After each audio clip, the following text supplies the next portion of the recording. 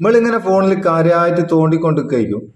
ഒരു കാര്യമില്ല, ചിലപ്പോൾ വാട്സപ്പ് തോണ്ടയക്കും, അല്ലെങ്കിൽ ഫേസ്ബുക്ക് തോണ്ടയക്കും. അന്നേരമായിരിക്കും ഒന്നിക്കൽ കുട്ടികളോ അല്ലെങ്കിൽ ചങ്ങായിമാരോ ആരെങ്കിലും വന്നിട്ട് ആ ഫോണൊന്നോട്ടെ എന്ന് പറയുന്നത്. വേഗം നമ്മളങ്ങ് കൊടുക്കും. അങ്ങനെ കൊടുക്കുന്നേരം നമ്മളെ ഫോണിൽ ഒരുപാട് ആപ്ലിക്കേഷൻസ് ഉണ്ടാവും. കുട്ടികൾ ആ നേരം വാട്സപ്പിലൊക്കെ മെസ്സേജ് വിടും. നമ്മളെ പ്രധാനപ്പെട്ട ഫയലുകളൊക്കെ ചിലപ്പോൾ നഷ്ടപ്പെടാൻ സാധ്യതയുണ്ട്. അല്ലെങ്കിൽ ചങ്ങായിമാരാവട്ടെ നമ്മളെ പ്രൈവസിനെ ബാധിക്കും.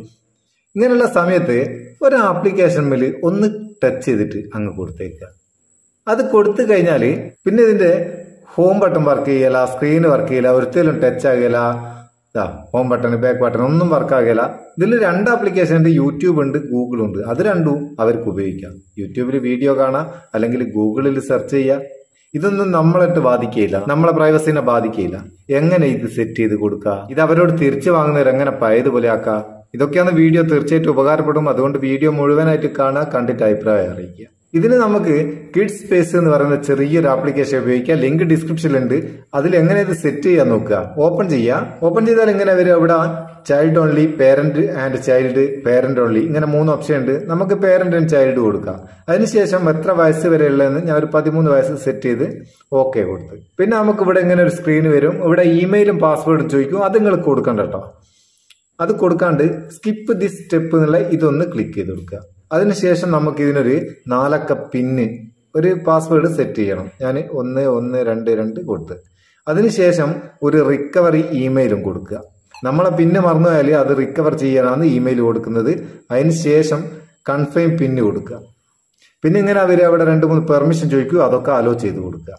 അതിനുശേഷം സെറ്റപ്പ് ആപ്സ് എന്നുള്ള ഈ ബട്ടൺ ക്ലിക്ക് ചെയ്യുക. ക്ലിക്ക് ചെയ്തിട്ട് മാനേജ് ആപ്സ് എന്നുള്ളിടത്തുനിന്ന് നമുക്ക് ഏതൊക്കെ ആപ്ലിക്കേഷൻ ആണോ ഡിസ്പ്ലേയിൽ വരേണ്ടത് ആ ആപ്ലിക്കേഷൻ ഒക്കെ ഇവിടുന്ന് സെലക്ട് ചെയ്യുക. നമ്മളെ ആപ്ലിക്കേഷൻ ഒക്കെ ഇതിൽ ലോഡ് ആവും. അതിനു മുമ്പ് ഇതെങ്ങനെയാണെന്നുള്ള ഒരു ഇൻസ്ട്രക്ഷൻ ഉണ്ടാവും. ജസ്റ്റ് സ്ക്രീനിൽ ഒന്ന് ടച്ച് ചെയ്ത് കൊടുത്താൽ അതങ്ങ് പോകും. അതിനുശേഷം നമുക്ക് ആവശ്യമുള്ള ആപ്ലിക്കേഷൻസ് സെറ്റ് ചെയ്യുക. ഞാനിപ്പോൾ യൂട്യൂബും വാട്സപ്പും സെലക്ട് ചെയ്ത്, അല്ലെങ്കിൽ നിങ്ങൾക്ക് ആവശ്യമുള്ള ഏതാണോ ഇഷ്ടമുള്ള ഏതാണോ അത് സെലക്ട് ചെയ്ത് കൊടുക്കുക. എന്നിട്ട് ഡണ്ണ് കൊടുക്കുക.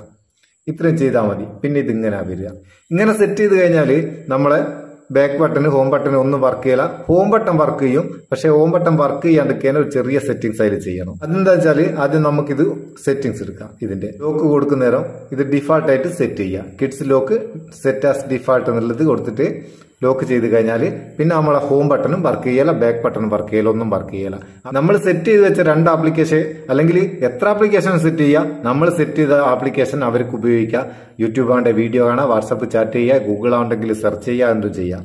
പക്ഷെ മറ്റൊന്നിലേക്കും നമ്മളെ പ്രൈവസിനെ ബാധിക്കുന്ന ഒരു ഭാഗത്തേക്കും പോകാനാകില്ല. ഇനി നമുക്കിത് പഴയതുപോലെ ആക്കണമെങ്കിൽ ഇവിടെ ഒരു ഏരോ മാർക്ക് കാണുന്നില്ലേ, അതിലൊന്ന് ക്ലിക്ക് ചെയ്യുക. നമ്മൾ ആദ്യം കൊടുത്ത ആ പാസ്വേഡ് ഇവിടെ എൻ്റർ ചെയ്തിട്ട് ഇവിടെ എൻ്റർ ബട്ടൺ കൊടുത്തു കഴിഞ്ഞാൽ പഴയതുപോലെ ആവും.